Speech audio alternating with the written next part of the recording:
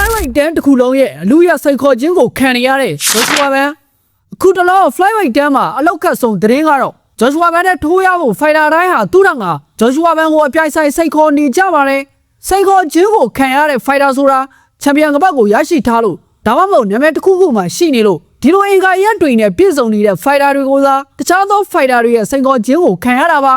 ဒီလိုစိတ်ခေါ်ခြင်းအဖြစ်စိတ်ခေါ်သူ fighter နာမည်မရှိခဲ့ရင်တောင်ချန်ပီယံတယောက်ကိုစိတ်ခေါ်လိုက်ခြင်းကြောင့်လူအများရဲ့စိတ်ဝင်စားခြင်းကိုအလွယ်တကူရရှိသွားနိုင်ပါတယ်ဒါကြောင့်ချန်ပီယံကပတ်ကြီးကိုရရှိထားတဲ့ Joshua Ban ကို flyweight တန်းမှာရှိတဲ့ fighter တွေဟာသူတို့တွေပွဲလောက်နိုင်ရရုံနဲ့ Joshua Ban ရဲ့အမိကိုချက်ချင်းတန်းတာပြီးငါ Joshua Ban ကိုလည်းထိုးပြမယ်ငါ့ကို Joshua Ban နဲ့ပွဲတက်ပေးပါဆိုပြီးတောင်းဆိုကြပါတော့တယ် Joshua Ban ဟာဆက်သွယ်သွားလာရေးအတွက်မပါမဖြစ်အရေးကြီးတဲ့73စီလိုပါပဲဖိုင်တာတိုင်းရဲ့ပါဇက်ဖျားမှာအမြဲရေရွတ်တန်းတနေရပါတယ် Joshua Ban ဒီစိန်ခေါ်မှုတွေအများကြီးတဲ့ကသူနဲ့ထိုးဖို့အရေးချင်းဖြစ်ပြီးတဲ့ fighter တယောက်ကိုရွေးချယ်ပြီးတုံ့ပြန်တာပါဘောင်ဝင်တဲ့ fighter တွေဆိုလိလိရှူလိုက်တာပါ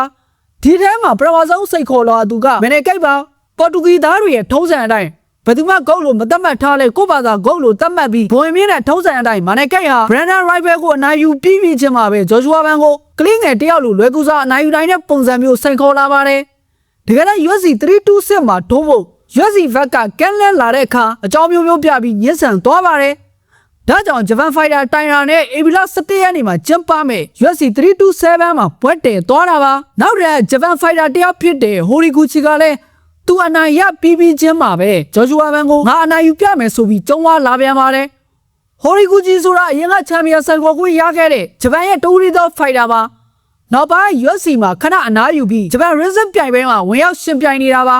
အခုမှ UFC ကိုပြန်လာပြီးဘန်နဲ့ထိုးခွင့်ရဖို့ Dana White ကိုပူဇော်နေတာပါအသက်ငယ်ငယ်နဲ့ချန်ပီယံဖြစ်သွားတဲ့ဘန်ရဲ့အရေးချင်းကို short track ကပန်ဒူဂျာကတကယ်ချန်ပီယံအစ်စ်ဆိုပြီးပြောသွားပါသေးတယ်ပန်ဒူဂျာရဲ့နီးပြကလည်းပန်ဒူဂျာနဲ့ဘန်ပွဲကိုအရင်ပွဲမတည်ပေးလို့ဆိုပြီးစိတ်ဆိုးနေလိုက်ပါသေးတယ်ပန်ဒူဂျာနဲ့မေလာမှာပဲဖြစ်ဖြစ်ဇွန်လမှာပဲဖြစ်ဖြစ်ပွဲတည်ပေးစေချင်နေတာပါအေဗီလာမှာတိုင်လာနဲ့အရင်ပွဲတည်ပေးလိုက်တဲ့အတွက်မချင်မနှက်ဖြစ်နေတာပါနောက်တစ်ယောက်ကတော့ချားလိုက်ဂျွန်စင်ပါသူကပြီးခဲ့တဲ့ UFC Fight Night မှာ Bruno Silva ကိုအမှတ်နဲ့အနိုင်ယူပြီးနောက်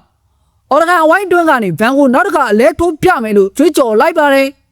အရင်ကချားလက်ဂျွန်စင်ဟာ Joshua Ban ကိုအလဲထိုးတဲ့အနိုင်ရယူခဲ့ဘူးပါတယ် Joshua Ban အတွက်တော့ချားလက်ဂျွန်စင်နဲ့ပွဲဟာပထမဆုံးရှုံးပွဲဖြစ်ခဲ့ပြီးအဲ့ဒီနောက်ပိုင်းပွဲတွေမှာတော့ပွဲတိုင်းအနိုင်ရကချန်ပီယံဖြစ်လာတာပါချားလက်ဂျွန်စင်အနေနဲ့လောလောဆယ် UFC Ranking 40မှာပဲရှိသေးတဲ့အတွက်နောက်ထပ်ဟိုရီကူချီရိုလို Brandon Rival တို့လိုဒီလက်ဖိုင်တာတွေနဲ့အနိုင်ရယူနိုင်မှသာ Joshua Ban နဲ့ထိုးခွင့်ရမယ့်အဆင့်ကိုရောက်ရှိလာမှာပါလောလောဆယ်တော့ချားလက်ဂျွန်စင်ဟာဘန်ထိုးရမယ့်အဆင့်မှာရှိမနေသေးပါဘူး Joshua Ban အနေနဲ့ပထမဆုံးတိုင်ရာနဲ့ထိုးမယ်တိုင်ရာကိုအနိုင်ယူပြီးရင်ပန်ဒူဂျာနဲ့ပွဲဖြစ်ဖို့များပြီး